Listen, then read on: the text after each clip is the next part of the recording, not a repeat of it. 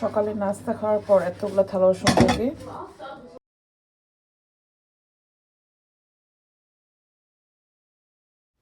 আসসালামু আলাইকুম। আজ সারাদিনের একটি ব্লগ নিয়ে আসলাম, আশা করি সবার খুব ভালো লাগবে।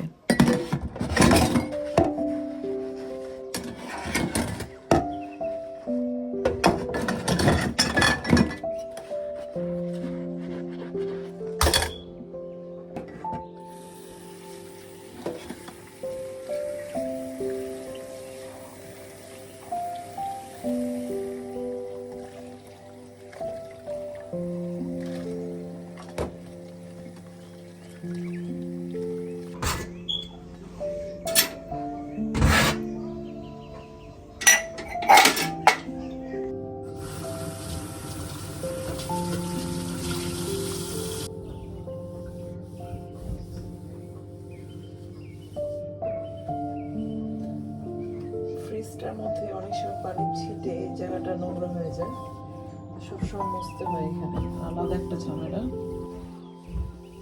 এই যে আমার ধোয়া টোয়া শেষ হয়ে গেছে, এখন সব মুছে ফেললাম। এখন আবার রান্নার জন্য, দুপুরে রান্নার জন্য প্রিপারেশন নিতে হবে। গরুর মাংস দিয়েছি। চুলাটা একটু মুছে নেই, কারণ রান্নার আগে চুলা পরিষ্কার না করলে আমার ভালো লাগে না। সকালে যে নাস্তা বানিয়েছি সেই নাস্তার কিছু অংশ চুলার মধ্যে একদম ভরে যায়।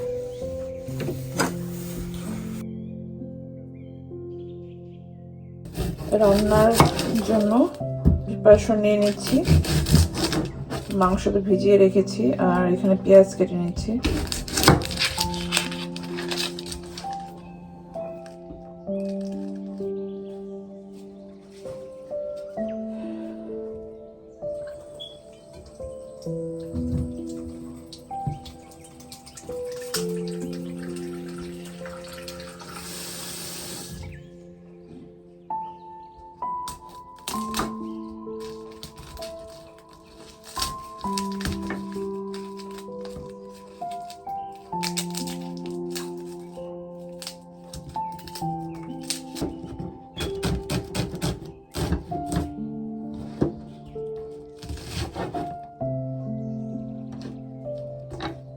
আর এই যে বাহিরে তো সকাল থেকে অন্ধকার, কোনো রোদের দেখা নেই।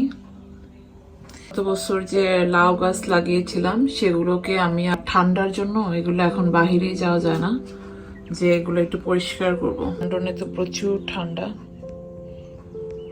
আমার পেঁয়াজ কাটা হয়ে গেছে, এখন আস্তে আস্তে রান্নাটা চড়িয়ে দিব। আমার এই গাছটা এত সুন্দর হয়েছে, আস্তে আস্তে দিনে দিনে এটা লম্বা হয়ে যাচ্ছে, একদম নিচে নেমে গেছে। এই যে, আর এটা কোথায় যাবে? গরুর মাংস বসিয়ে দিয়েছি, আমি আগে একটু কষায় নিচ্ছি।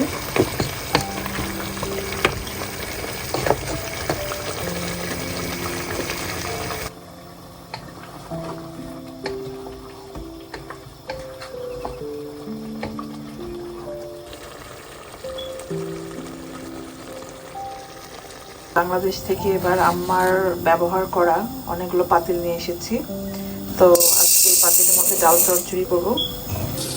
ডালগুলোকে আমি এখন ধুয়ে নেব একটু।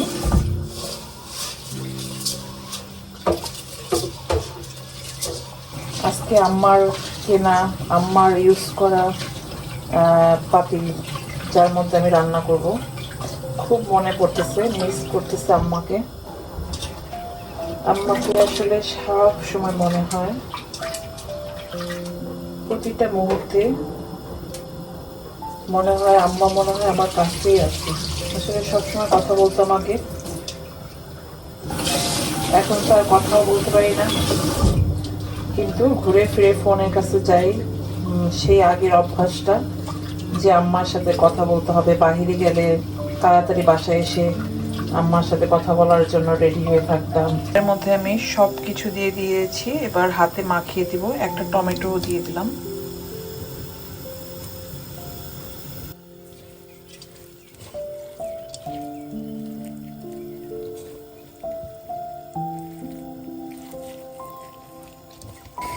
ডাল চচ্চড়ি হয়ে গেছে। এখন ধনিয়া পাতা দিয়ে দিব।